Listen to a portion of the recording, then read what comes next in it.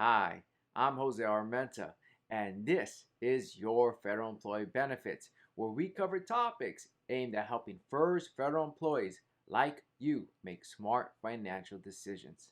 Today, we're going to cover a retirement income strategy, okay, which is a strategy for how you can turn your TSP into an income stream in retirement, okay? Specifically, we're going to cover the bucket strategy or the time segmentation strategy. Okay, they're known by both names, but the bucket strategy is the popular name, okay, that most folks know it by. So we're going to cover what the bucket strategy is. We're going to cover a common question that I get about implementing the bucket strategy when your funds are in the TSP, okay? And then we're going to go behind the curtain and we're going to look at how I implement this for the federal employees that I work with, okay? We're going to actually look at a retirement income strategy that I created. Okay, so it's going to be a great video. Make sure you watch it all the way to the end, okay? Now, before we dive in, if you're new here, hit that subscribe button so you don't miss any future videos. Exactly how do you implement this, okay? Let's do a quick review of what this strategy actually entails. Well, the name implies what it is, right? It's you're separating or dividing your funds, your retirement funds, your TSP into buckets, okay? When I implement this, I do it into 3 buckets, okay? And I do it based off of time horizon. When are you going to need the funds? So, for example, the short-term bucket would have uh, 3 years worth of TSP distributions, okay? Or the distributions you're going to need to supplement your other retirement income. So your first pension, Social Security, right? You're going to have 3 years worth of withdrawals in the short-term bucket in cash or cash equivalent. So maybe the G fund, that's a good place for it. The midterm bucket will be slightly riskier. It'll have 4 years worth of withdrawals, okay? And it'll be in, let's say, a bond fund, okay, is a good place, a good investment for the midterm bucket, okay? Now, together with the short-term bucket and the midterm bucket, you have 7 years worth of income. Okay, so I like to have 7 years of dry powder outside of the stock market because that helps mitigate stock market risk. If the market is doing something funky, well, guess what? You don't have to worry about your investments in the stock market because they're in the long-term bucket. And you have 7 years worth of withdrawals outside of that long-term bucket that's going crazy in the stock market, right? So that's why I like to have 7 years worth in the short and midterm bucket outside of the stock market so that we can weather any storms that come and not have to drop the amount of income that you're relying on in retirement, okay? The other benefit of having 7 years outside is you can have the rest of your investments in the long-term bucket, growing, being the growth engine of this strategy, okay? And that's a huge benefit because that helps mitigate outliving your money, right? If you have all your money in a safe asset in the G fund, it's not going to grow. Inflation will be a huge risk. Outliving your investment or outliving your assets will be a huge risk, right? Because your money is just not keeping up with the amount that you're taking to live off of. It's not keeping up with inflation. And so by having a long-term bucket and investing that in stocks in the stock market in a diversified portfolio, you're going to have a growth engine that's going to grow over the years and allow your assets to grow while you're living off of them in a safer way. This is a common question that I get is, hey, I have all of my money in the TSP. How does this work for me? Okay, so let's look at a quick example before we jump in to reviewing the retirement income strategy that I create, okay? So quick example. So let's say, excuse me, let's say that you need to make an $8,000 withdrawal from the TSP, okay? And your TSP is invested equally, okay, in 4 funds. We'll say it's in 4 funds, easy example. And so when you take the distribution, every fund will be reduced by 2,000. Okay, you have 4 funds and the distribution will be done proportionally, okay? But let's say you wanted to take this out, you're using the bucket strategy, and you wanted this 8,000 to come out of the G fund only, right? That's your short-term bucket. That's your cash fund. You're living off of that. You don't want to tap into the stock funds. Well, one way you could do this, one way you could work around this is to transfer 6,000, okay, from the G fund into the other 3 accounts. Okay, so let me say that again. You want 8,000, you want to take 8,000 from the TSP and you want that entire 8,000 to come out of your short-term bucket, which is in the G fund. But the TSP distributes proportionally. So 2,000 is going to come out of every fund, and you have 4 funds. Okay. Well, just take the 6,000 from the G fund and push it back into your other funds, and that's it, right? That's a workaround. It's a little more work, but that's what you have to do if you're stuck in the TSP. Okay, so we're about to look at an example of the retirement income strategy that I implement for my clients. Now, before we dive in, again, this is an example, okay? It's a very realistic example, but it's an example. I don't have a crystal ball. I don't know what the rates of return are going to be 5 years from now, 10 years from now. So the numbers you see here are based off of historical data, okay? Looking at 100 years of stock market history, 100 years of inflation, and then making an informed projection about what can likely happen in the next 35 years for John and Jane's retirement, okay? So let's dive in. This first page here is just the client's information, John and Jane Doe's, okay? So their name, you have the date of birth, you have their age going into retirement, when they start retirement. Now here are the assumptions, right? The assumptions that I was talking about based off of historical data. Okay, very realistic, but again, they're not a guarantee of what the outcome will actually be in retirement, okay? So you have the inflation rate here, 3%, very realistic. If you look at inflation over the past 100 years, it's been about 3%. The reason why the pension COLA is different is because your pension will lag 1% if inflation is 3%.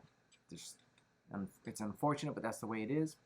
You have rates of return when you're building the bucket strategy, okay, and you're using different assets in each bucket. You need to have the correct rate of return or the projected rate of return for each bucket, okay? So that's why you have 3 rates of return right here. You have the rates of return for the G fund, okay, which has been close to 4%. But my rule of thumb is always go a bit conservative. When you're dealing with averages, it can be dangerous because half the time it'll be higher, half the time it'll be lower. So I always err on the side of caution. It builds in an additional safeguard into this strategy, and I go on the lower end of the average, okay? So for the G fund or cash fund, I go down on the lower end of the average, which is why it's 3.5. For bonds, which is what I use for the midterm bucket, bonds have averaged 5%, okay? But again, you want to build in that buffer, and so I go with 4%, go on the lower end of the average. And then again with stocks have averaged 9% in a balanced portfolio. I go down to the lower end of the average, building in an additional safeguard into this strategy, okay? Now, again, the bucket strategy, the way I implement it, I have 3 years of withdrawals that the client needs in the short-term bucket, okay, in the cash bucket, 4 years in the midterm bucket, which is the bond bucket, okay? Together, that gives us 7 years outside of the stock market. Now, you might be asking, why 7 years? And the reason why I use 7 years, because on average, it takes about 5 years for the market to recover from a large recession, okay? If you look at 08, 09, the recession then, it took about 5 years for us to get completely out and recover, okay, for the market to recover from that recession. And so if you have 7 years of dry powder outside of the market, that allows you plenty of time to let your long-term bucket that's invested aggressively in stocks and growing, it allows that bucket to recover without you having to go and sell your assets at a loss, okay, because you're relying on the short and midterm bucket, which is how this strategy mitigates stock market risk by having these buffer assets, you can call them, okay, outside of the stock market. So it's very effective, but that's why I use 7 years, okay?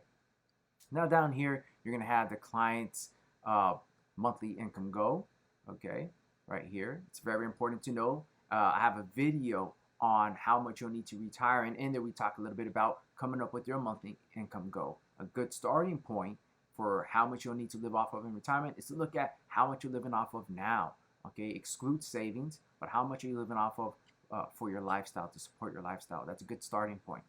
This is their fixed sources of income. Social Security for John and Jane Doe. We have the first pension and the pension supplement. Because John is retiring before age 62, he'll receive the pension supplement. their starting assets, 1.5 million. I know a lot of you are not going to have 1.5 million. That's totally okay. I've implemented this strategy with federal employees who have had 600 and less, 600,000 and less in their TSP when they retired. Okay, so you don't need 1.5 to utilize this. You don't need 1.5 million to retire. Again, I have a video on how much, calculating how much you'll need to retire. It's a good starting point. It gives you a rough ballpark number to plan with. If you haven't watched that video, go check it out. Okay, and this is a summary of a breakdown of their investable assets. So you have John's TSP 1.2, you have IRA money and Roth money here. Okay, now this is where all the magic happens. There's a lot of information here, so we're gonna go column by column. Okay, so this is John's age throughout every year of retirement, the first column, and then followed by Jane's column with her age and every year of retirement. We have their monthly income goal from that first page here. Now, again, I use 7-year cycles when I'm implementing this strategy. And so that's what these gray lines here indicate, okay? The start and end of a 7-year cycle. So you'll see here the monthly income goal increases every 7 years. The reason why is to keep up with inflation. Again, the way I implement this strategy, it helps to mitigate the risk of inflation, right? Inflation eroding your lifestyle in retirement. By giving yourself pay raises every 7 years, you can ensure that your lifestyle will keep up with inflation, or help ensure, okay?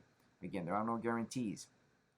Okay, the next column is John's Social Security. Now, the reason why it starts here at age 70 is because before I implement this strategy for a client, we do a Social Security analysis. We look at, all of the factors that go into determining what's the best age to start Social Security. And in this example, it made sense for John to postpone receiving his benefits until age 70. For Jane, it made sense for her to start at 63. Okay. Then John's pension starts immediately. You see the increase for inflation, the inflation we have built into the projection. And then the pension supplement, he receives that for 2 years because it ends at 62 when you become eligible for Social Security. Now, the difference between their monthly goal and their fixed income sources is the monthly income gap, right? The amount that you'll need to pull from your TSP to have the lifestyle that you want to meet your monthly goal. So this is what you see here, the monthly amount they'll need to pull from their TSP in every year of retirement. And then this is the annualized amount here, okay? Now this is not, you don't just add up the monthly amount, you have to do some financial calculations in the background. And so we did some financial calculations here. It's called a discount, and we do things like that. And that's how we get this number here. So this is the annualized amount. And then we get the 7-year cycle amount. So this is the amount needed for the first 7-year cycle, second, and so on and so forth, okay? The amount needed in the short and midterm bucket. And you'll see a breakdown of that on the next page. Now, the monthly income goal here, we're not going to change the monthly income goal every year because that would throw off the buckets. And so I use the middle number here to plan with, okay? Excuse me. Now this next page here is a summary of what's going on, and then again the balance needed in each bucket in each 7-year cycle, okay? So this is a breakdown of their starting assets when they enter retirement.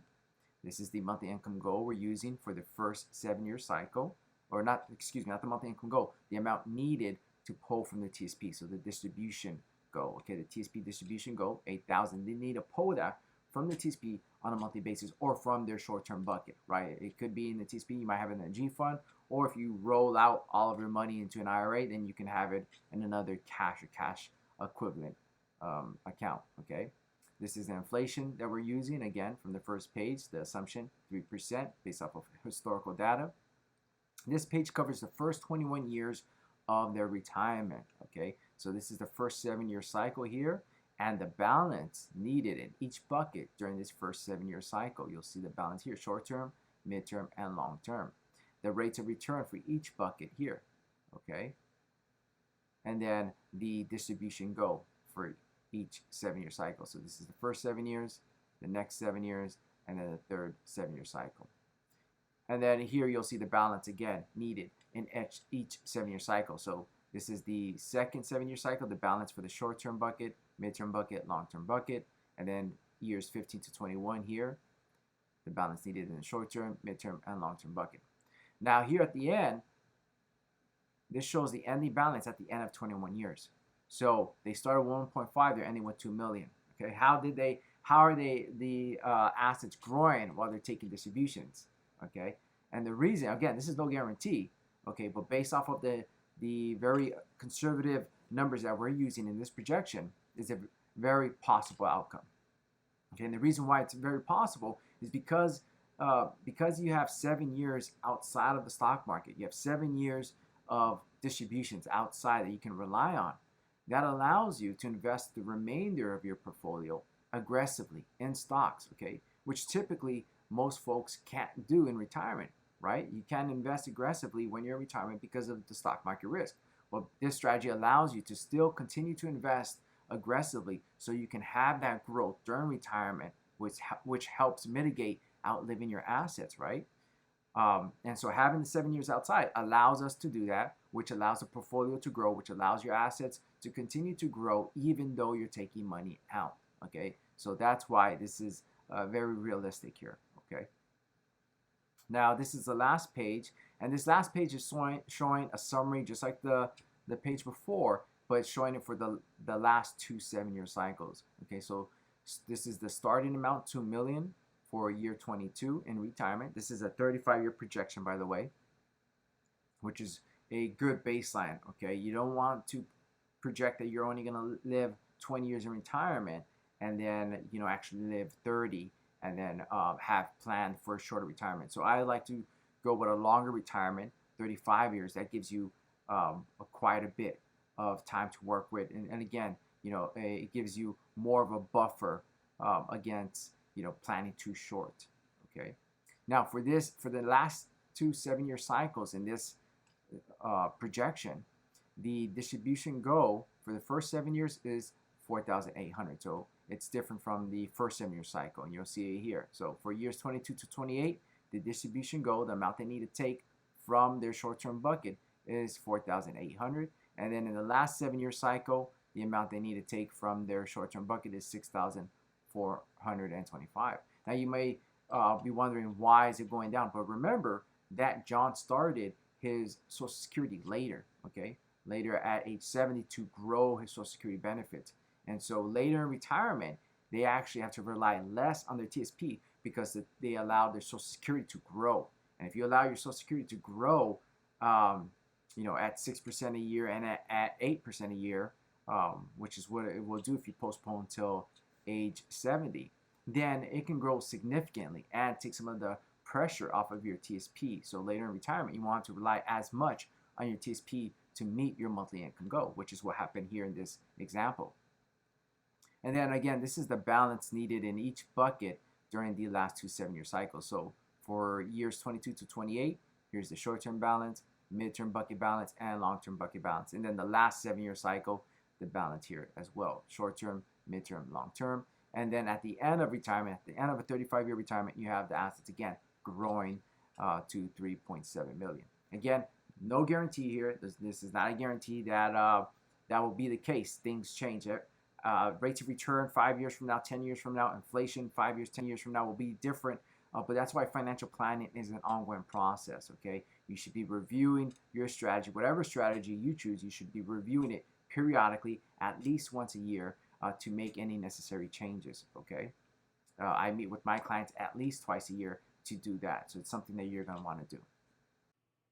While the bucket strategy is an effective way for transitioning your TSP from the savings phase while you were working to the distribution phase while you're in retirement, it might not be the right strategy for you.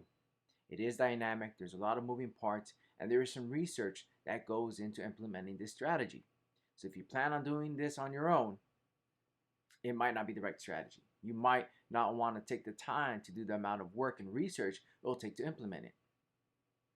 I hope you found this video helpful. If you did, hit that like and subscribe button. That's the best way to support this channel. And until next time, I'm Jose Armenta. Take care.